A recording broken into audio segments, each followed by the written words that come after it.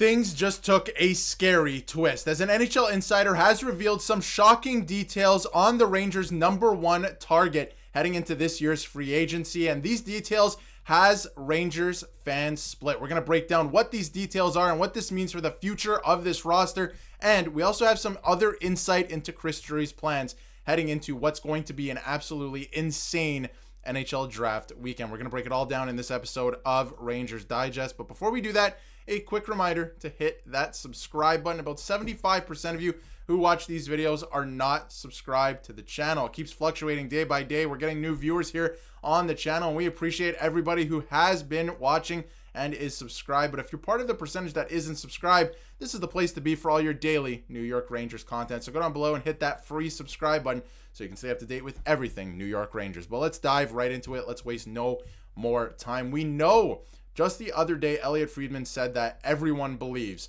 Vladislav Gavricov is going to be a New York Ranger. Other teams believe it.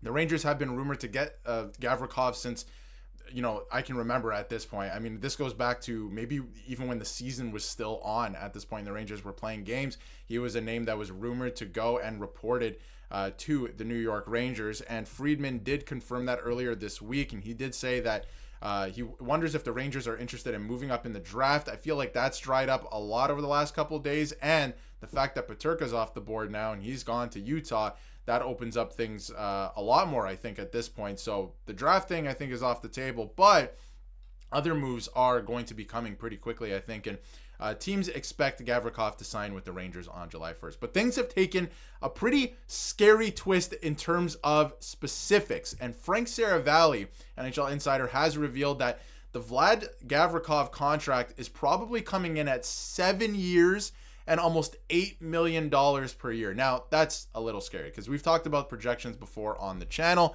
for Gavrikov, and I was pretty okay with some of the numbers that people were throwing around. But 7 years, he's going to be 37 when that contract's up, if he does sign a 7-year contract, and $8 million per year. I mean, you're going to have almost $20 million locked up on your first pairing. And I mean, it could be a good thing. We're going to get into why I actually think it's a move they should make, but it's getting a little bit scary. Some of these numbers are scaring me a little bit because you have to be very careful. And you can see here from NYR Louis, he's a 30-year-old defenseman. He's going to help in the immediate. And I think a lot of people do understand that for the most part. He's going to make this team a lot better right now. But man, the back half of that contract is going to look probably horrific at this point. So it's something that we need to keep in mind. And you can see here from Joe, the Rangers are collecting 30-year-old players who make $8 million plus like Infinity Stones. Now, granted, JT Miller is a fantastic player, and I would expect him to get close, if not over 100 points this coming season. And he said, I like the idea of Gavrikov. He would be the best defense partner that Adam Fox has ever had. I do agree with that.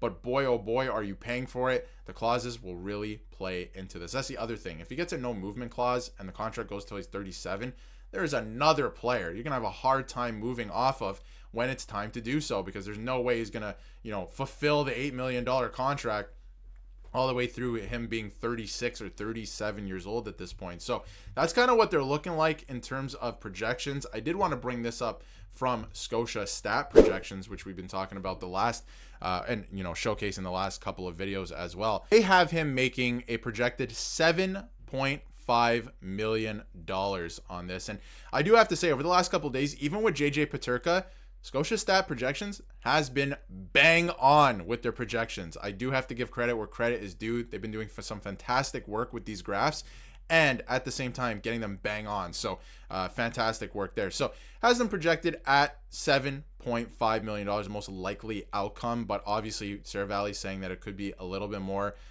They also have them the most likely outcome at a 6-year deal at 7.5. Saravalli's now saying 7 years at $8 million. So that's a significant difference, by the way. That's like an extra year and almost $1 million or $500,000 more. So it's going to be very interesting. They also go on to say that he's probably going to be the best left-handed D to hit the open market. And let's not get it twisted either, right? Things have taken a bit of a shocking twist here, right? In terms of the money and the fact that I think this is happening. Like, I think Chris Drury is going to sign this player on July 1st. He's going to be a New York Ranger. I do believe that.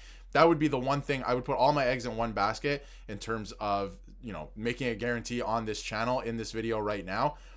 if they're going to make a move this weekend, it's going to be signing Gavrikov heading into next week, obviously, but it's going to be Gavrikov. Now, it does help in the immediate. He's a great defender. We're going to get into some advanced analytics in a second as well. He's a great defender and would immediately make this team so much better and would be able to unlock Adam Fox. Again, I think Fox can have some fun playing with Gavrikov. So I do believe that. Now, the other interesting twist in all of this, and I think it's an interesting one. I don't think it's going to affect anything.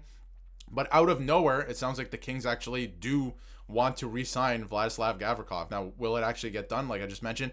I don't think so. I think he's going to be a New York Ranger. I do believe that, and I feel like, where there's smoke, there's fire. Once Elliot Friedman mentions something, it usually kind of goes down, or something will come of it in one way or another. But Ken Holland went on to say that defense is a top priority for them. It's at the top of the to-do list. And he said regarding contract talks with Gavrikov, they continue to talk. He said that Rob Blake made an initial offer when he was the GM, and Holland has pitched 2 additional offers since he took over. Hopes to get to the finish line, but also possible he moves his rights at the draft if no deal is to come. Now, this is the other interesting twist in all of this. There is another rumor and report, and some reports about this, that there could be a K'andre Miller for Vladislav Gavrikov swap at this year's draft, a trade for both of their rights, which I think would be very interesting. And obviously it would come with an extension for K'andre Miller for the LA Kings, and it would come with an extension. We don't know exactly what it would look like yet for Vladislav Gavrikov with the New York Rangers. That is a very interesting idea, because we know that they want to move off